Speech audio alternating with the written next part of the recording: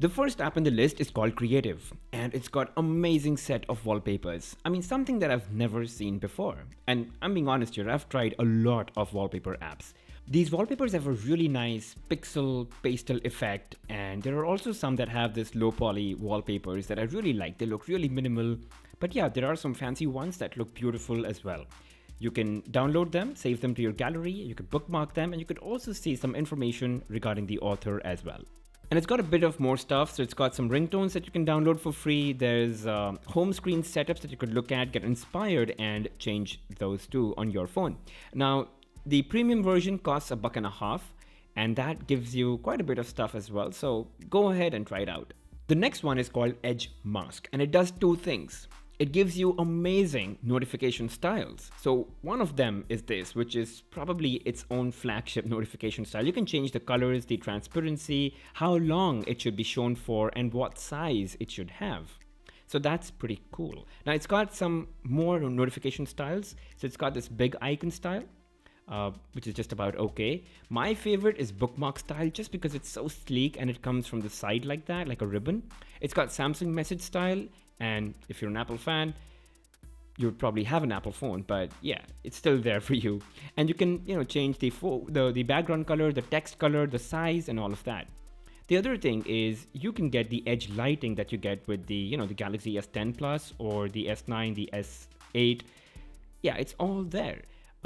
So you can set the colors, the duration, the size. You can mix two colors if you want. You can have, one of those really fancy rainbow colors.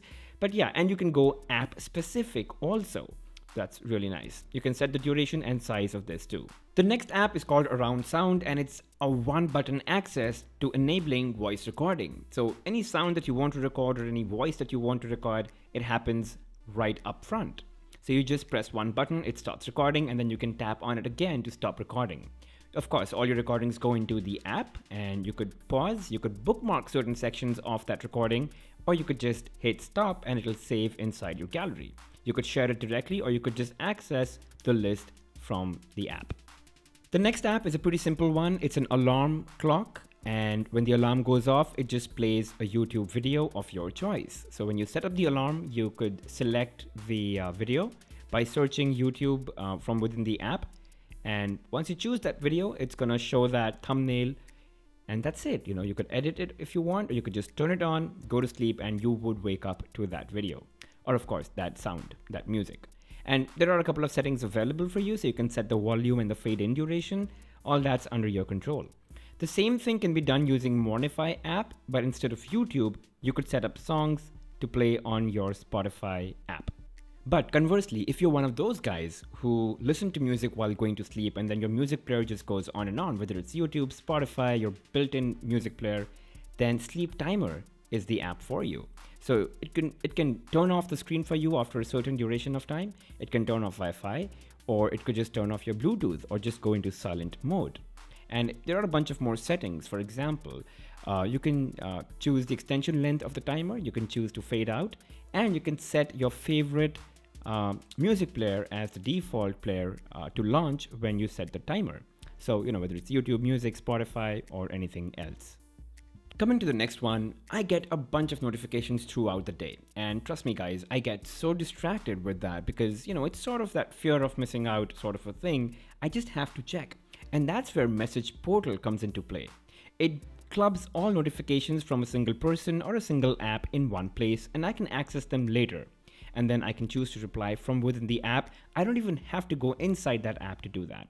Now, you can choose which all notifications must be blocked by the app for later viewing, and you can make some exceptions too. The last one in the list is a game actually. So technically it's not an app. It's called Pinout, and it's just a twist of the game Pinball. Now, as a child, I used to play Pinball a lot on Microsoft Windows 95 when it first came out, and I was so excited. And just playing this game now, it sort of brings that nostalgia in me, and that's why I thought I'd share it with you guys. So, great graphics, really good music, so do plug in your earphones while you're playing.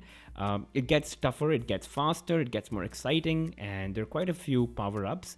Now, this is just, to give you a sense of how much the game can really go, and that's just one, and then it goes to 2 and 3.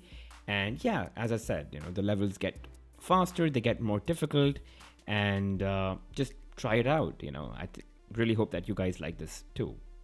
So guys, those were the top 7 apps, rather top 6 apps and 1 game for April 2019. Hope you guys really enjoyed the video. If you have any comments, any app that you want me to feature in the next video, just leave them in the comment section below and I'll do just that.